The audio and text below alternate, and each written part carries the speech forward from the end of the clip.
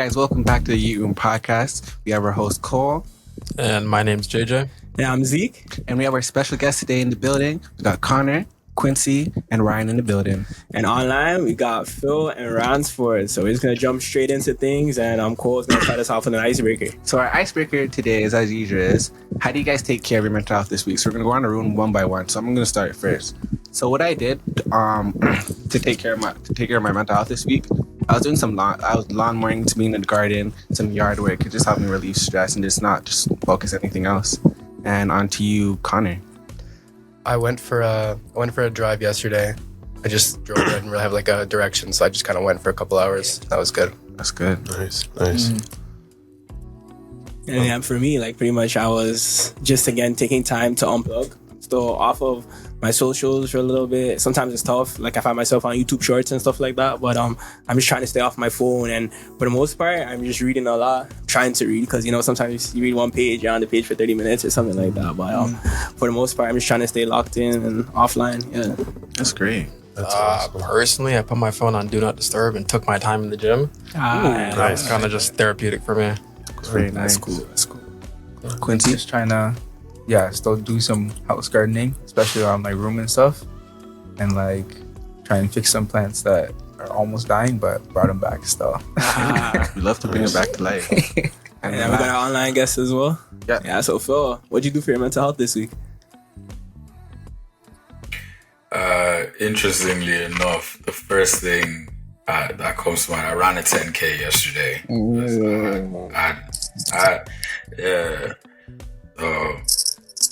No, straight up, it was just a day where too many little things were just trying to eat at me, and I was like, I won this. I'm gonna run a 10K. That's incredible. How many people can just turn around and say, I'm gonna run a 10K? Forrest Gump. Yeah, man. For me, I have a fitness background, and that's not something that you see from everybody, so that's incredible.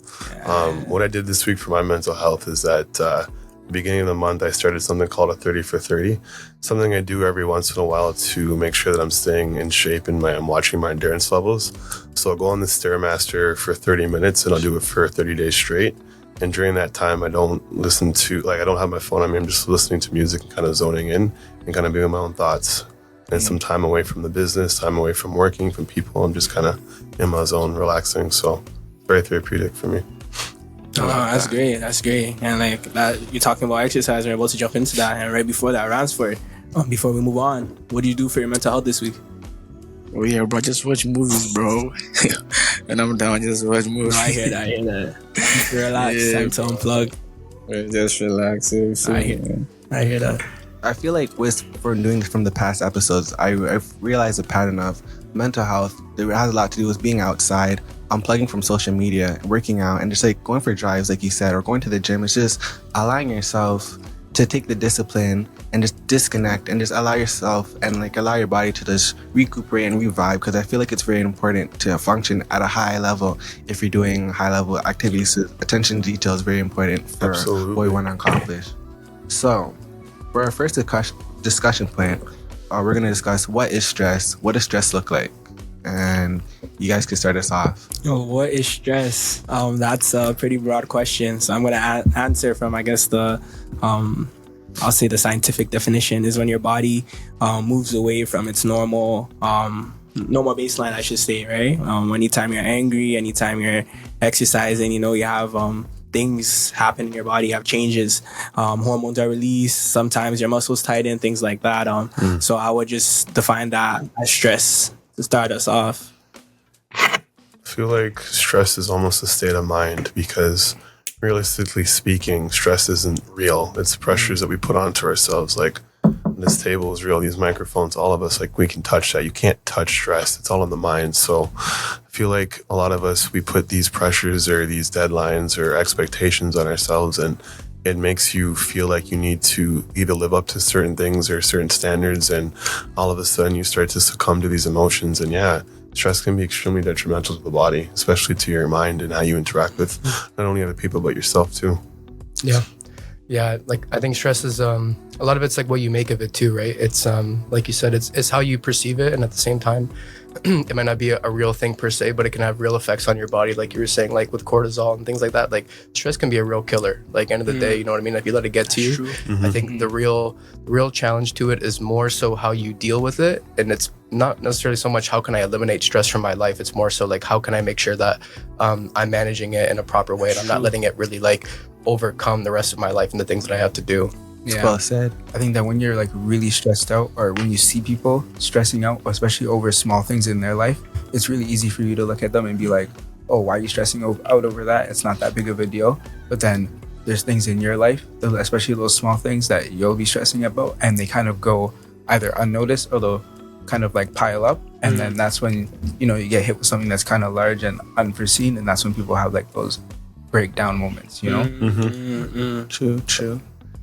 Oh, those are all good responses, honestly. And on our guys online, do you guys have any definition to stress? Like, what is stress to you guys? I'll chime in on this one. For me, I see stress more so as like more so as an external force that tests your capacity. I like that. In a particular area. It could be physical, it could be mental, it could be emotional. And when that pressure is added per se, and it starts to it tests the limit of your capacity, that's why I would define it as like, okay, now you've reached the point of stress, because it's trying to actually see, okay, do you have room within you to either take on the load, or do you need to offload it, or whatever? And there could be a whole range of That's a good, well-rounded answer, honestly. Yeah, very well. Yeah. Yeah, Ransford, anything from you when it comes to stress? Yeah, I take stress, bro. It can be emotional stress, like physical stress and psychological stress. Can even be spiritual as well. And I think stress is a big thing, bro. So when it comes, you have a way you have to deal with it. You can pray to God, or just go on a walk, or just listen to some music. Just be by yourself. Just looking. Just pray to God or anything. Yeah, I think that's good to go. But it's nature, bro. It comes, it goes. So when stress comes, then you know how to maneuver your way around. That's what I think stress. Well said. Well said. And that what everyone is saying, it leads into our next topic is what is stress do to the body. And then with our responses, I feel like everyone touched on it just a little bit. I feel like what stress does to your body, it could react in different ways to your body.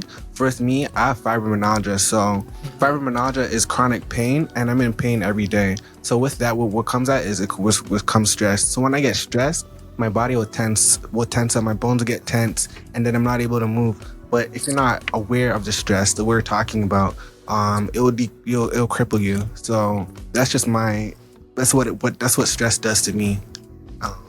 Honestly, if I can speak to that, and I want to like honestly tip my hat off to you, because like you're the most, I say, lighthearted guy I probably know. You know, from when I first met you, I never really got any idea that you had that going on. So for sure, like I can tip my hat off to you for managing that well.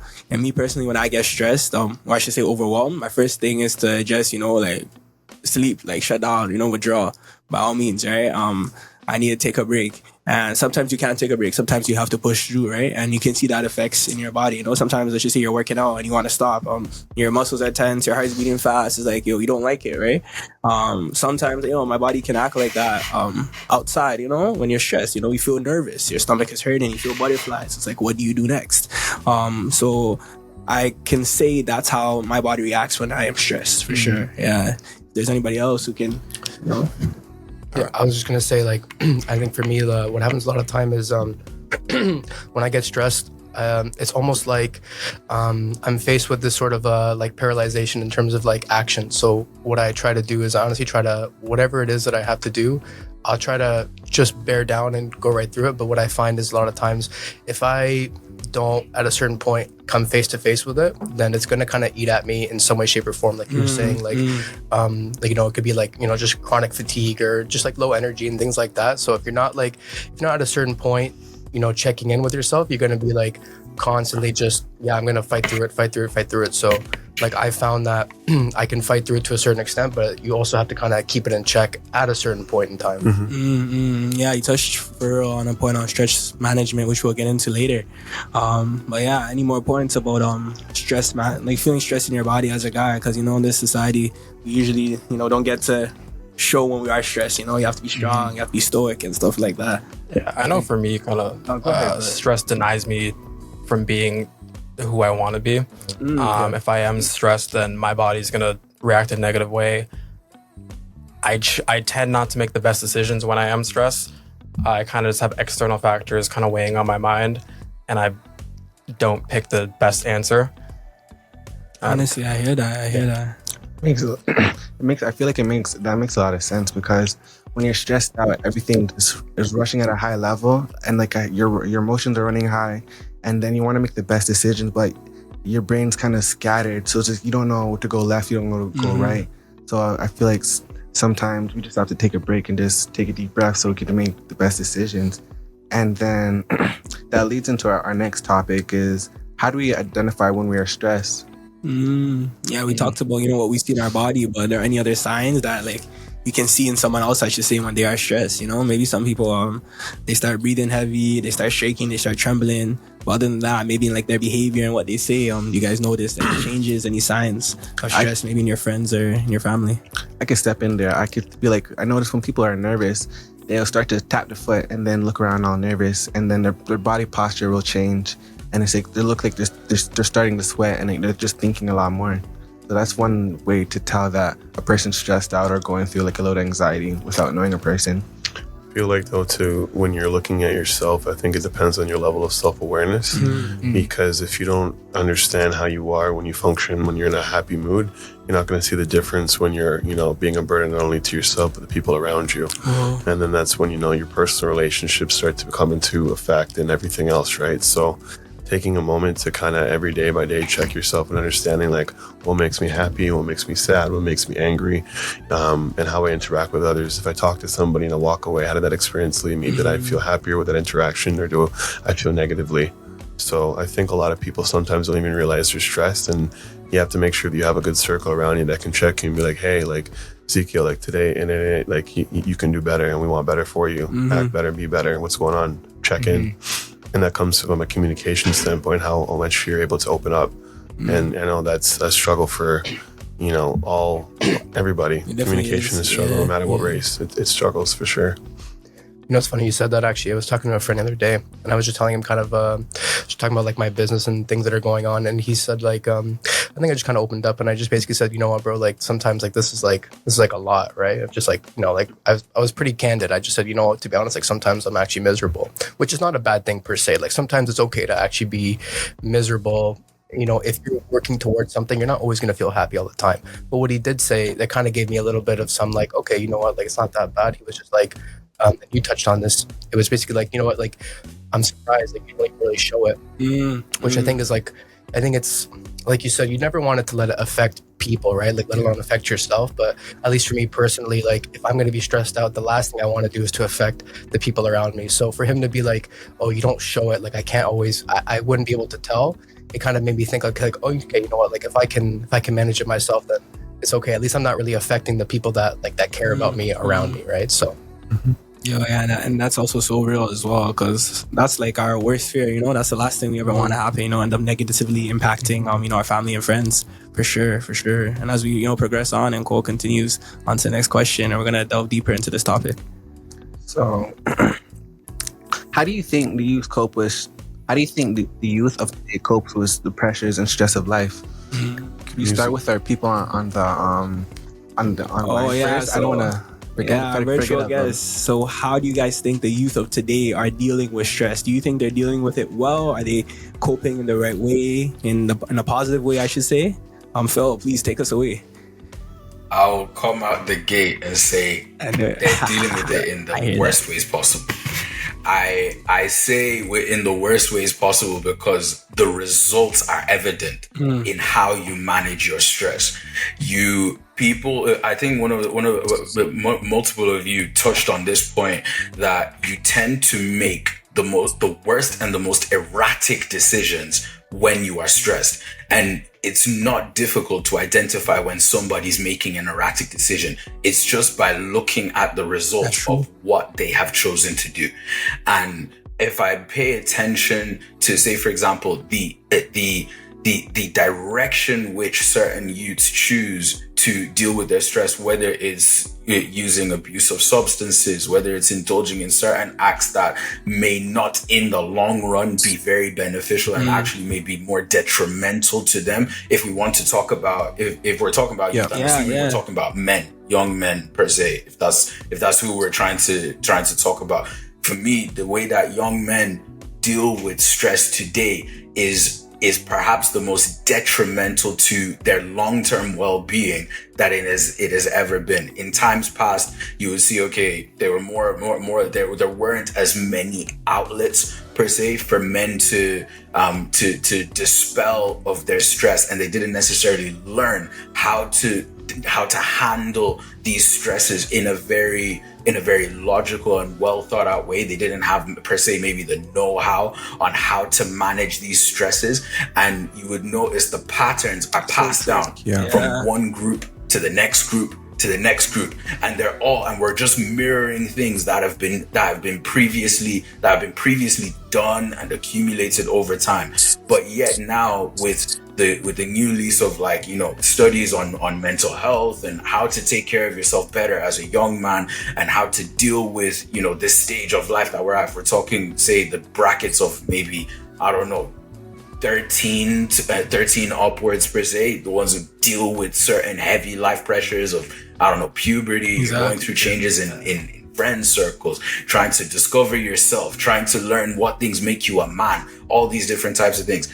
It's imperative, in my view, that at this point in time, you learn and become more and more self-aware so that you don't make the mistake of choosing outlets that are actually going to be detrimental to yourself later on in life. That was good, bro. I think Phil said it. Fire. Yeah, and as we get into more of the conversation, we're gonna get into the different kinds of outlets, if I'm correct, right? Yeah. Sure. All right. Yeah, Ransford, what do you think about I think Phil said it all, bro. Yeah, when I was talking to someone back home, and then I was like, so how do you manage your stress and everything? They're like, yo, you does some drugs and everything, this weed. I'm like, yo, this weed and stuff is not just good for it's not good for your health and everything. He says when he smokes, it's okay. You see stuff differently and you can live through the day. I'm like, yo, smoking doesn't make you like live through the day or anything. Or maybe going out to having sex or anything like this to relieve stress doesn't make sense, bro. Just that's real. When I was stressed, I just go to the shower, bro. Just take some cool shower and I just just take some cool shower for like 10 minutes, just brainstorming, thinking, praying to God, what's happening in my life, God help me. But the drugs and other stuff, I don't think it's the best option. That's what I have to say, bro. Yeah, that's the honest truth, and it's a real answer. It's a real answer. I appreciate that. Anyone else? Oh, you want to hop on it? Hop on it real quick. Actually, something that Ransford said that just triggered something. As we're just having this dialogue right now, it's interesting that many of the things that we use or that youths use today to handle stress don't actually handle the stress. They just suppress and address symptoms, but they never actually deal with the root issues, because all you're doing is kicking the can further down the line, and you find it will accumulate and accumulate and accumulate. And if you don't deal with those things, it will unfortunately later on down the line, whether it's and it could be in the form of a heinous act that you that's what happens for the rest of your life. It could manifest in the form of I don't know, you making a decision that you'll regret forever, and it's just from a result of not learning how to deal with root issues at the instance of it happening, as opposed to just like, oh yeah, as Ransford said, it's a typical example. Most may get pissed if we tell the truth about it, but like whether it's you're choosing to go out and party to deal with your stress, that's not managing your stress. If you choose to smoke weed or whatever, like that's not necessarily managing your stress. It's not going to kill your problem or deal with the root problem. So it's interesting, the intricacies that are involved. So I believe that I guess whether it's in the course of the conversation that we're about to have, that we find solutions that actually deal with root causes, not just suppress them or kick them down later down the road. That is true, and that's what we need. That's what we need. Great. I just want to touch on this topic before we switch. I feel like a lot of times when people are dealing with stress, we look outward. So it's like what the guest said. We look towards drugs. We look towards alcohol. We look towards some people look towards sex. It's just like we need to look more inwards, and especially coming from a social service background, because I study social service worker, so social studies at Seneca College. You notice that it starts with like a problem when, like you said, you're kicking the can. It starts from when you're a little kid, and then the problem never goes away. You never deal with the situation. So if the situation happened like when you're 10, you can be 50 years old and still having the same problem if you don't deal with it. So that's what I just wanted to leave that there. If you wanted to add. I was gonna say actually, I was gonna say a lot of times what happens is, like you just said, you have a problem when you're younger, and it goes unresolved. And the thing is you don't always have people around you to kind of help guide you and give you the best advice, because they're kind of just taking the same advice that they've been given. So there's going to be a point in everyone's life where they realize that a lot of the advice that they get from other people is kind of like, it's null and void. Like there's no real point to it, right? You have to kind of go out and experience things for yourself. And there's going to be a point in time in every young man's life where they have to realize, okay, like what do I have to do in order to become the man that I want to be? And it's going to be like a lonely path for the most part.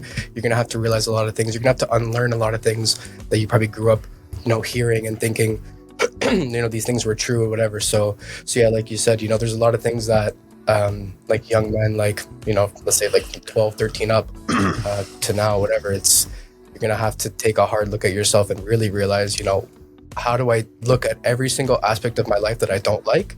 And how am I going to have to make active steps to change that and to actually be the man that I want, and to be like a man of high like quality, right? Someone that you're proud to be, and someone that you're proud to be there for other people. Wow. Your own legacy. I think childhood trauma is a real thing, and a lot of us men don't realize that you almost, not to say that you become a man as a boy, but like a lot of the traits that you see as a child, you take with you, and you almost become who you are as a person at a young age.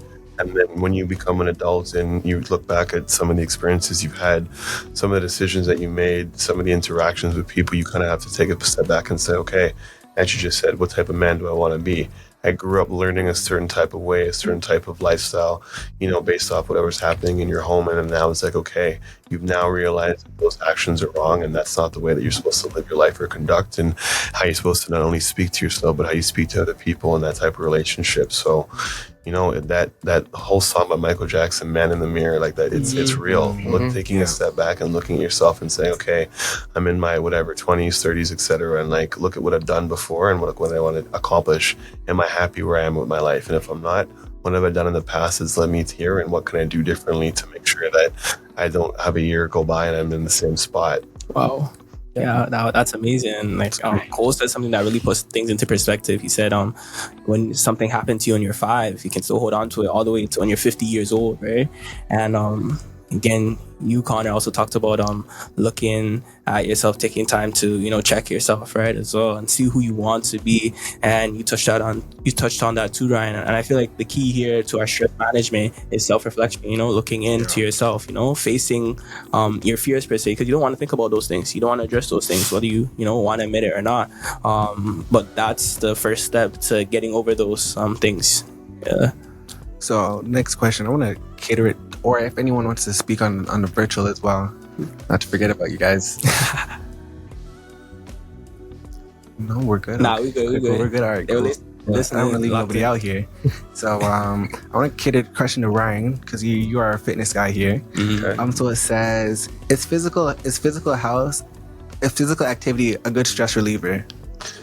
Absolutely. A lot of people don't understand that the mind and the body is one, and you can release a lot of physical emotions, as we talk about, like chemical reactions down to endorphins, through exercise and the components of either being in a gym or surrounded by other people. But when people think of exercise, it's not focused at just a gym. You can be playing basketball with your boys, tennis, with your girls, going for a run, as we had so many here do, anything that elevates your heart rate and makes you get into a zone where you have to kind of release some of those emotions that you feel inside is great for you, in the sense that you're bettering yourself. There's no exercise that's wrong. Sure, you know, you might be doing a technique wrong, but the goal is still there. You're trying to better yourself. You're trying to improve yourself. And we just had a whole discussion about the man in the mirror and the person and trying to, you know, elevate yourself. So, yeah, I think more people should realize how much release they can get from exercise.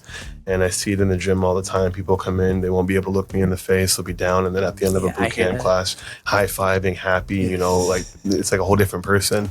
And that didn't come because, they talked to they released those physical opponents through exercise and getting that chemical rush of I accomplished something. I'm proud of myself. I can do something. You know, the world gives you a lot of opportunities to, you know, feel like a failure and not feel like you're able to accomplish some of the expectations either family set up for you or you set up for yourself. But if you go to the gym and say, I want to pick up this weight, and you're able to do it, that's how you build bigger habits, and that's how you build confidence, by doing small things every day and over time. So absolutely have tons of, you know, skills and goals, and the way that and how you're able to kind of live can be built throughout the gym for sure. And I feel like that's an excellent point. And also, you made a good point off the podcast where I was asking about working out and eating, and you made a good point. You said working out is only 80-20, you said? So can you go further into detail that on the podcast? I feel like that was a great point that it goes unnoticed when people work out. For sure, because, you know, so we have a gym out in Scarborough called Unity, and it's a boot camp-based gym, and a lot of clients will come in, and then after a few months, you know, Ryan or Daniel, one of the coaches, I'm not seeing the results. And then we'll say, you know, respectfully, we only see you, 5 hours a week. Think how many hours are there in a week? So what are you doing when you're not inside of the gym? You know, you coming to the gym and maximizing the opportunity is a big component, but your diet is the biggest thing. And a lot of us struggle with the relationship with food, not only understanding what to eat, but also how to eat it and the order and right. So you have people that are skipping breakfast, saying that they're not hungry. And a lot of that time, it just becomes that you don't have an education of, what you should be having in the morning and, what foods relate to you. You got to find something that works for you that you can have on a consistent basis and make sure that you're fueling your body, because we're going out to work, we're doing all these high demanding jobs. You're not making sure that you're fueling your body for the stresses that life puts onto it. And then a lot of people get demoralized because you're spending time and your money going to the gym, exercising, investing it, and then you want to be able to reap the return on your investment. And if you're not doing the hard work outside of the gym and watching, your healthy fats, your proteins, your carbs, your veggies, you're not going to maximize on the opportunity in front of you. And then that over time, that can also be a negative effect and make that place that's supposed to make you feel happy now a place that makes you feel miserable because you feel like you're not seeing results when you're actually the only person that's holding you back is yourself. It's very well said. That's really well said. You really made it clear that if you don't do things the right way, your efforts can be in vain, right? And you put the 80-20 thing into perspective for real. We really do spend more time eating than actually exercising the day if you take it in. Sometimes your meals are spread out throughout the day. You watch a movie and you're eating. You're talking to people and you're eating, right? But when compared to the gym, sometimes people are in the gym 45 minutes and they're out, right? So it is so true, and we need to be more conscious of the things we engage ourselves in and how we do really eat, right? It's quite simple the way you broke it down. If you take care of what you eat, then in turn you're taking care of yourself, right? For sure.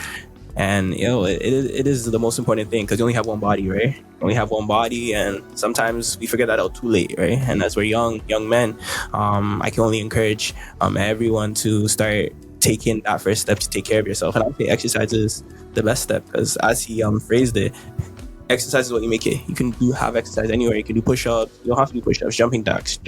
You can dance. You can do whatever you want. So you just have to find something that works for you and stick to it. Yeah, and just do it. Stick to it, literally.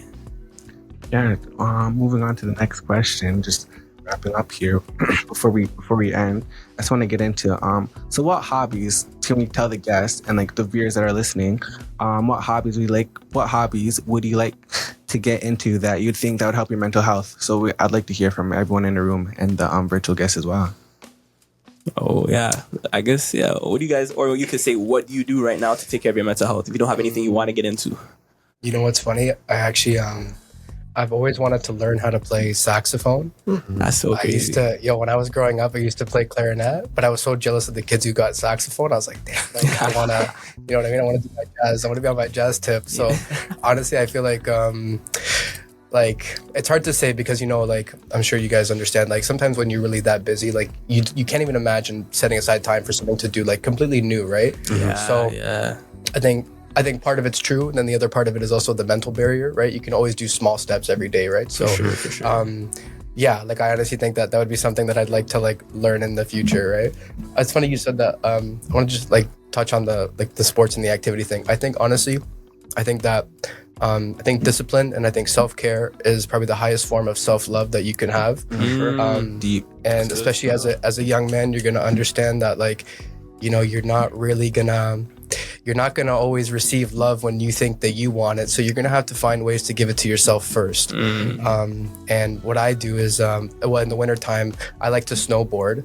So, and the thing is like, that's a very individualist like sport, like activity, right? So, when I want to just, you know, turn off whatever, I want to go away for a little bit, I'll go somewhere and I'll go snowboard. So like things like that, it doesn't really matter how good you are. Like I'm okay, but like it doesn't matter how good you are, like you said, you know. So yeah, just doing things like that. That's well said. Thank you. Yeah, It's your chance to unplug.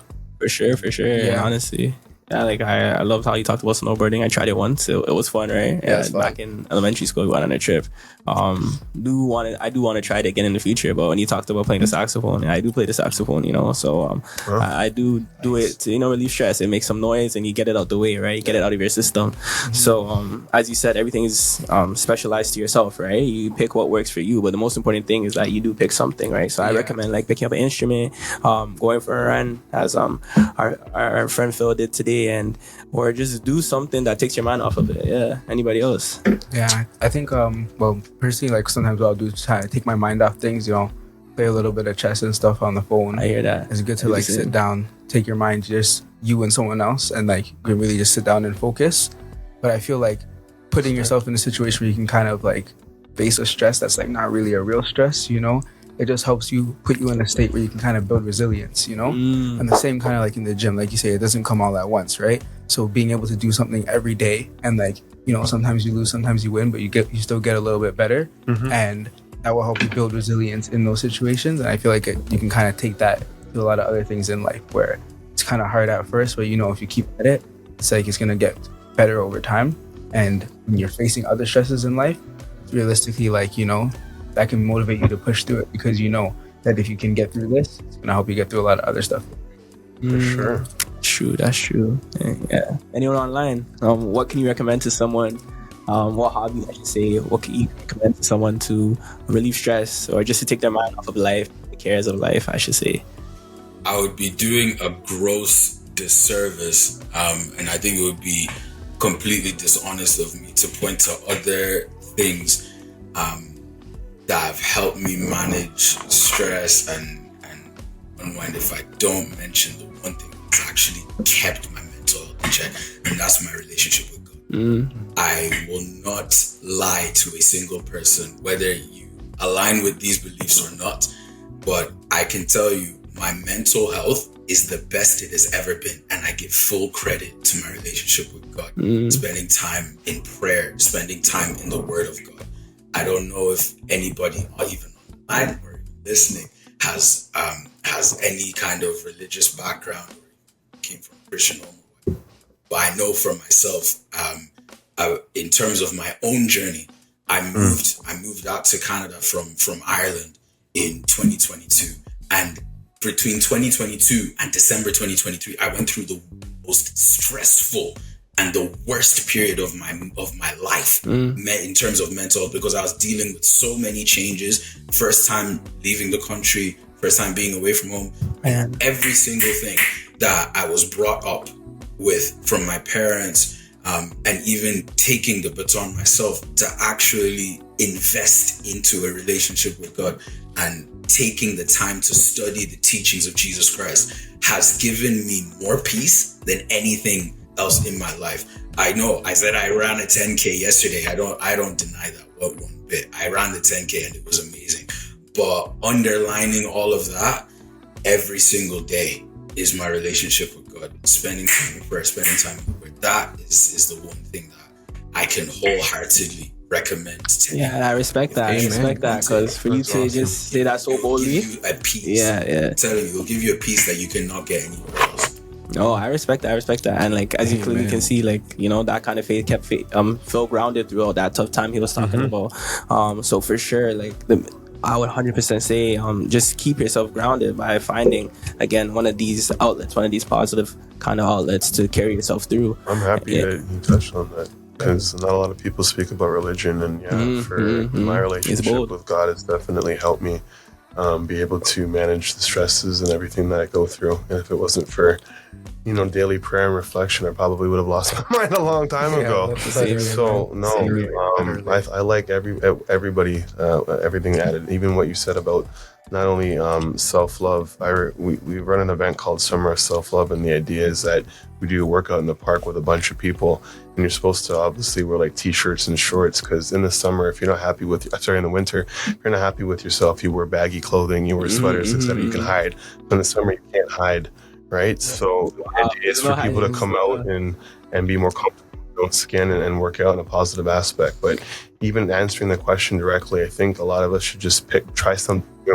Like I love the fact that you said that you want to try, saxophone and kind of get into that learning. Me myself, I love music. Music is such an outlet and release. Listening, kind of just zoning out. I want to start DJing one day and get like some CDJs and speakers, and be a great hobby. DJ here stuff, right? Just doing things outside of your comfort zone and pushing yourself to do things that you don't normally would.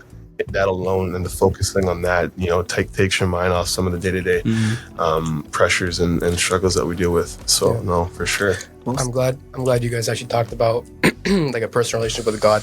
I actually grew up, my mother, she was raised Catholic, right? So like I'm Italian and Irish, right? But my father wasn't very religious, and so he always combated my mother wanting me to grow up the same way as everyone else, right, as Catholic, with his like non-belief in God. So my upbringing was basically, when I was the age of 6, I got to decide for myself if I wanted to be baptized or not, right? So it wasn't like when I was born, first thing I got baptized, right? So I grew up kind of conflicted between the two ideas. And when I was growing up, I listened to a lot of what my father would say about, how God's not real. And when I was young and impressionable, like, it made a lot of sense, like logically, right? And there was a lot of times where, when things would go bad in my life, family members were sick or whatever, and I just couldn't understand anything.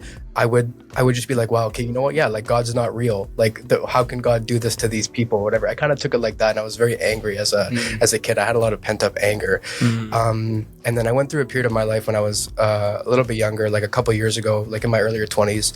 I kind of was in a point in time where I at least felt that I was basically as close to rock bottom as you could get, right? And what I ended up doing was I started to develop more of a personal relationship with God. And it's probably the best thing that I ever did, because I think at that point forward, it almost gave me some sort of sense of guidance that at least everything was going to be okay. And then I could put my trust in God that he was going to put me on the right path, so long as I did the right things and I maintained being a good person and did the right things every day. I really believe in the fact that if you do the right things and you be the best person that you can be, God will never steer you wrong. That's my But yeah, I respect that as well. And honestly, as we are coming to the end of this amazing podcast, I love the direction we're going in here. Honestly, talking about faith and because honestly, my faith has been, my anchor in my time of need. I'm not gonna lie to you, right? Life is rough. Life happens, right? And like I was saying before, the most important thing is to stay grounded, because people are gonna say things are gonna happen that you don't understand, right? And it's like the question is how do you hold on? How do you keep going, right? So and we talked about a lot of activities. We talked about a lot of hobbies. We talked about our faith, right?